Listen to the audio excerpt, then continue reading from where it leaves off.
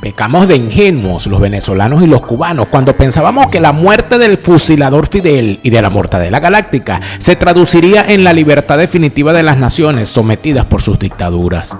Sacamos mal la cuenta. Ambos monigotes dejaron a sus garrapatas preparadas para continuar con la nefasta hermandad de los regímenes asesinos. En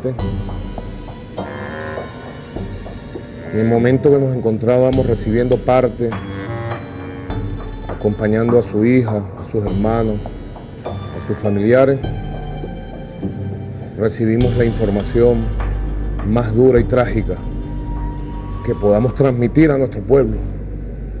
A las 4:25 de la tarde de hoy, 5 de marzo, ha fallecido el comandante presidente Hugo Chávez Frías.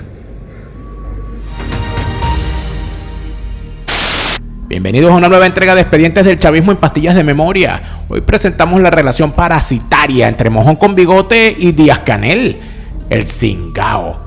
Acompáñanos a reventar nuevamente el malditómetro mientras recordamos cómo uno le regala recursos y dinero al otro a cambio de consejos para reprimir. Parece ser el que manda o tiene el poder en Venezuela y no es ni el presidente Maduro ni los miembros de su gabinete. Realmente es la inteligencia cubana la que está empoderada y establece las directrices que se deben seguir al pie de la ley. Un sector de la milicia que se llama el Grupo Miranda, que habían ido 20.000 jóvenes que habían ido a Cuba a formarse militarmente. Un control de inteligencia de las Fuerzas Armadas y del país a través de los cubanos. También prepare su estómago para ver los recuerdos de ambos dictadores abrazando a un violador de menores en una cumbre internacional o montando cuadros castristas en una iglesia católica. Nada es demasiado para estas neveras de dos puertas que tienen las manos manchadas con la sangre de sus compatriotas. Lo que Maduro ha llamado purga anticorrupción figura Tarek El Aissami, quien dimitió como ministro. Pero el señor Diosdado Cabello es un bandido, es una rata. Es un hombre que es el jefe del cartel de los soles. El empresario colombo-venezolano Alex Saab colaboró con la DEA, la agencia antidrogas de los Estados Unidos, durante un año. Así lo reveló por lo menos la fiscalía. Todos ladrones, que los sacó el comandante por ladrones y se robaron todos los reales que pudieron de Venezolana Televisión. De una cochinera, donde habían 9 cochinos bien papeados. María Gabriela Chávez, hija del fallecido presidente de Venezuela, Hugo Chávez, sería la persona más adinerada de su país. Tendría una fortuna de más de 4 millones. Ni seré jamás títere ni muñeco de nadie, solo de Cilia. Muñeco es Cilia, el muñequito es Cilia. Sabemos que la revolución bolivariana, la llegada del comandante Hugo Chávez, fue nuestra venganza personal. Todo lo que significa la existencia de un tumor abscesado con presencia de células cancerígenas.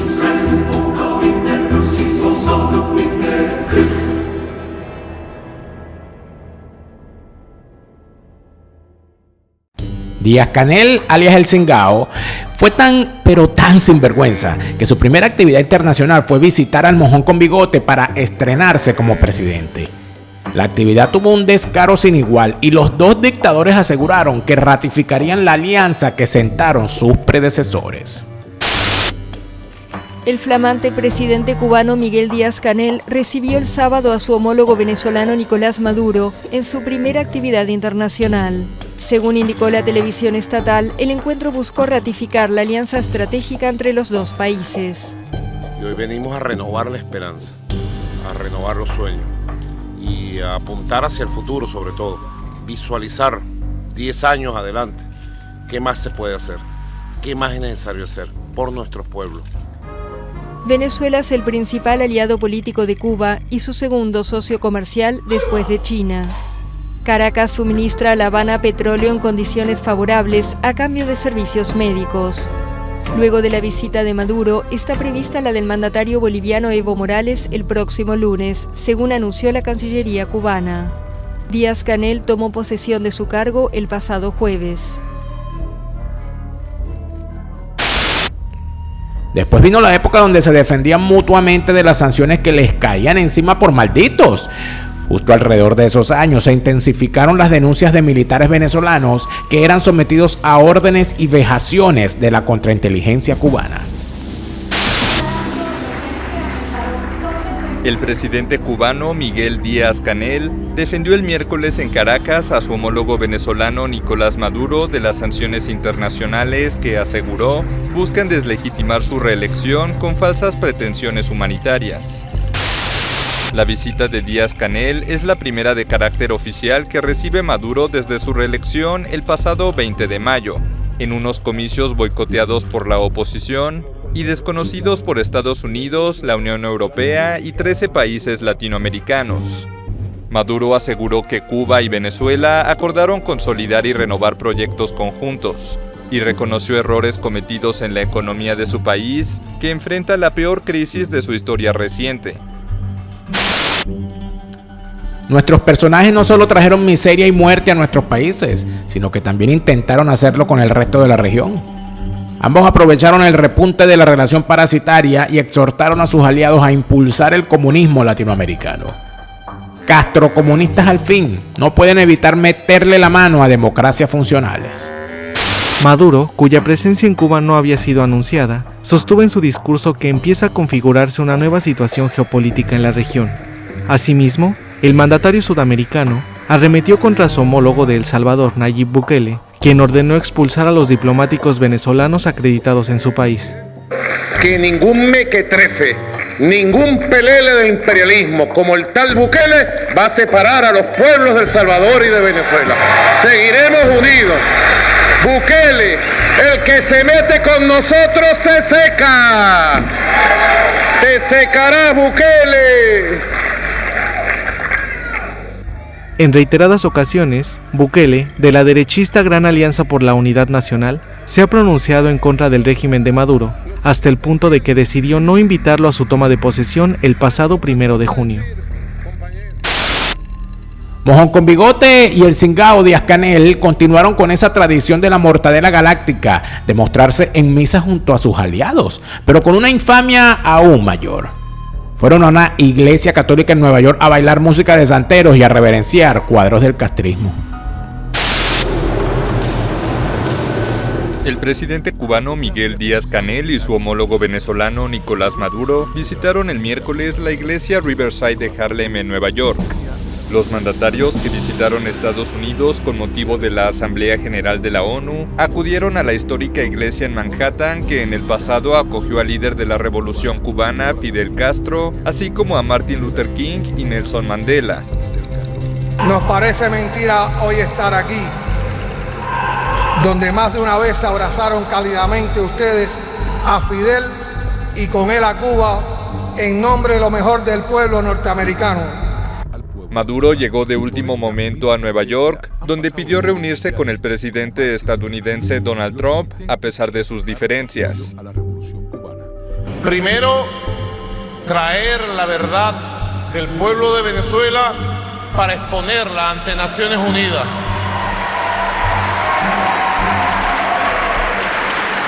Y en segundo lugar, tenía muchas ganas de venir para volver a asistir a esta catedral histórica de Harlem y tener este encuentro junto a ustedes para ratificar nuestro amor y compromiso. Cuba es uno de los grandes aliados del gobierno de Maduro, quien desde el estrado de la ONU negó nuevamente que en su país exista una crisis humanitaria o migratoria, asegurando que es un invento para invadir Venezuela y quedarse con sus reservas de petróleo, oro y gas. Hablando de infamias, también se retrataron en la cumbre de la Alianza Bolivariana de América Latina con Daniel Ortega. Para quienes no lo recuerdan, ese es el sanguinario dictador de Nicaragua acusado de violar a su propia hijastra en repetidas ocasiones. Como si de pranes en la cárcel se tratara, nuestros dictadores solo eran respetados en sus territorios. Afuera eran unos peleles más. Esto se demostró con creces en la cumbre regional entre la Unión Europea y la Comunidad de Estados de América Latina. El presidente de Venezuela, Nicolás Maduro, se enfrentó el sábado en la 6ª cumbre de la Comunidad de Estados Latinoamericanos y Caribeños con sus homólogos de Paraguay y Uruguay. La reunión se celebra en México en medio de la división de los países de la región, entre el reconocimiento a Maduro o al opositor venezolano Juan Guaidó como gobernante de Venezuela. Maduro le dijo al presidente de Paraguay, Mario Abdo Benítez, que ponga fecha, lugar y hora para debate sobre la democracia en Paraguay, en Venezuela y América Latina. Y lo mismo le dijo al mandatario uruguayo Luis Lacalle Pou. Y Venezuela está lista para debatir de democracia, de libertades, de resistencia, de revolución y de lo que haya que debatir, de neoliberalismo. De cara a los pueblos, en transmisión en vivo y directo, en privado, como ustedes quieran, con respeto. Con respeto. Ambos mandatarios habían declarado que sus gobiernos no han cambiado la postura con el gobierno de Maduro. Paraguay rompió relaciones con la nación petrolera en 2019 y reconoció a Guaidó.